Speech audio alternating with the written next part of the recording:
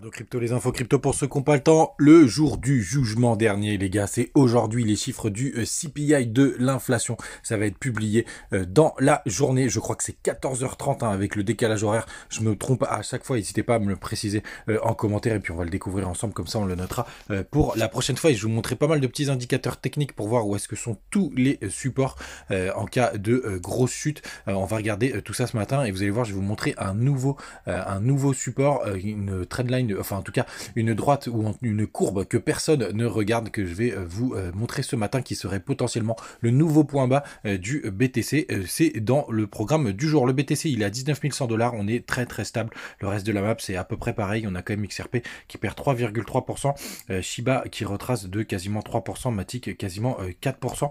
J'ai vu qu'il y avait eu un petit dump, j'ai oublié de vous en parler, de ADA qui a perdu 5%. Peut-être que j'ai raté une news, n'hésitez pas aussi à me la mettre en commentaire. On a quand même OKB qui nous fait un petit bond de 4,3% et Uni qui perd quasiment 6%. Donc assez mitigé, et pas mal de cryptos qui dévissent comme Link, Atom et ETC qui perdent entre 3 et 5%.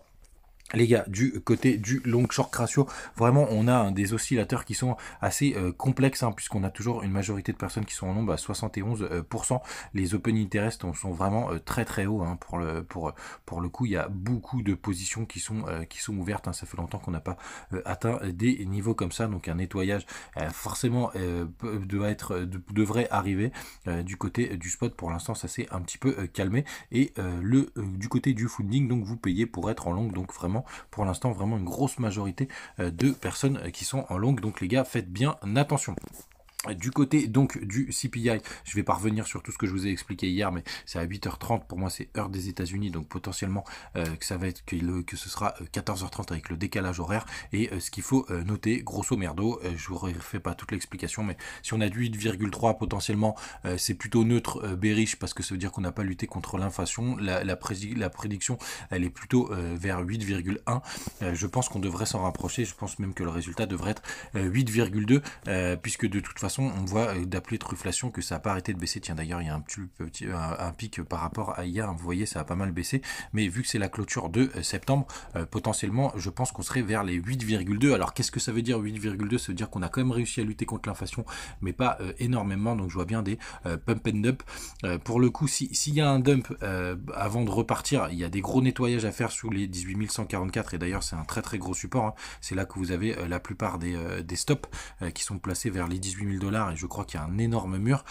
Et si jamais on devait aller plus bas, évidemment après la prochaine target, les stops ils sont vraiment sous les 17 626, et c'est là que je vais vous montrer un autre truc assez intéressant. Pour le coup, c'est les nouveaux supports que je pourrais vous montrer. Mais quoi qu'il arrive les gars, on est quand même sur une zone de rechargement, puisqu'on est dans la RLZ, on a les 0,786 et les 0,618, et après on a des résistances à partir de là qui sont au niveau de la Kinjun à 19 300, la Tenkan et le bas du nuage. Donc on est vraiment sur des grosses zones de rebond, Souvenez-vous, la dernière fois qu'on a eu des chiffres comme ça, on a eu des énormes pump and dump, c'était du grand n'importe quoi. Donc les gars, vraiment soyez prudents. Je vais enlever le Fibo parce qu'il va nous gêner. Et donc je vais passer en weekly pour vous montrer ces supports très importants si jamais on a des gros dumps. Et le premier, puisqu'on a perdu la moyenne mobile de 100, souvenez-vous, c'était une moyenne qui était vachement importante pour les précédents bull run. Et ben maintenant, la moyenne mobile en dessous, c'est évidemment la moyenne mobile 300. Et regardez, juste là, on a quand même une confluence juste ici, avec le support de cette petite droite, la moyenne mobile qui va casser bientôt la trendline, et tout ça, c'est aux alentours des 17 694. Donc c'est vraiment le gros support de la dernière chance, puisque ça ferait qu'on ne casse pas de nouveau plus bas. Donc c'est vraiment très intéressant cette moyenne mobile 300. Et pourquoi elle est intéressante les gars? Parce que c'est celle qu'on a touchée au crack du Covid, vous voyez juste ici. Donc c'est le dernier support du BTC, on n'a jamais été plus bas. Donc si jamais on perd cette moyenne mobile 300, on serait vraiment sur quelque chose de très différent. On va tracer les autres supports. Weekly, vous en avez un énorme, vous voyez aux clôtures de chandelle, juste aux clôtures de bougies juste ici. Donc ça c'est vraiment un gros support qui est 11 500, et vous avez quand même aussi plus bas ces fameux 10 000 $ qui sont psychologiques, et qui vous avez ce support juste ici qui a été travaillé plusieurs fois par le passé. Et sinon il faut prendre le système Ishimoku pour voir vraiment où se situent les plats, et pour le coup là ils sont vraiment assez bas, puisqu'on en a un qui est vers les 8 900 $.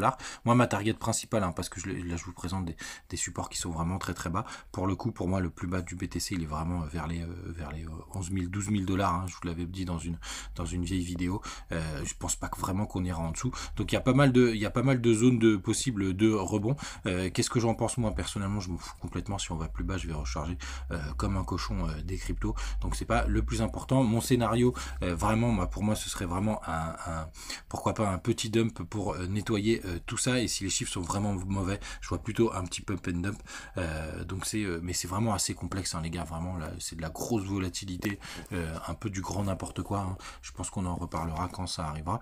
Donc les gars, faites vraiment attention à cette journée. N'hésitez pas à venir nous rejoindre comme d'habitude sur le Telegram. Il y a la compétition de trading aussi sur Budget. Il y a 20 000 $ à gagner, donc n'hésitez pas à participer. Les gars, vous savez tout, faites vraiment attention à cette journée qui peut être complètement folle, voire il se passe rien du tout si on est très très stable. Mais pour moi on aura un minimum un dump and pump, et ou un pump and dump. Faites attention à vous, à demain.